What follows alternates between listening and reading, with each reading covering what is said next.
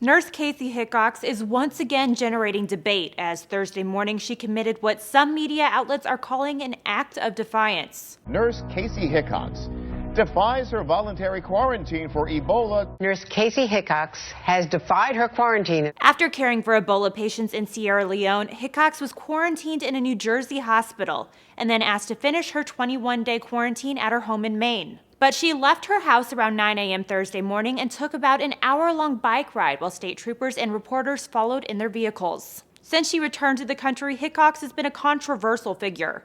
From the get-go, she fought any mandatory quarantine.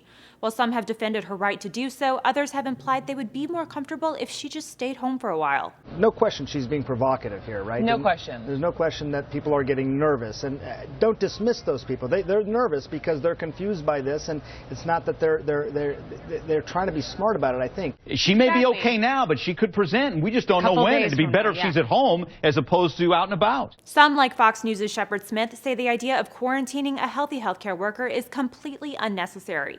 Smith notes for years doctors have been returning from treating Ebola in Africa and only now are expected to remain in quarantine. And I think someday we'll look back on this and go, what the heck was everybody thinking? Nobody has ever been treated like this. Doctors Without Borders, the organization Hickox worked with in Africa, advises against the quarantine of healthcare workers leaving Ebola-stricken areas unless they're showing signs of the disease. State officials have threatened to get a court order to force a quarantine upon Hickox, as it is clear she has no plans to stay quarantined voluntarily. I don't want to hurt anyone in the public, but I don't think this is an acceptable line to be drawn. And Hickox has threatened to sue the state if it forces a quarantine upon her. For Newsy, I'm Madison Burke.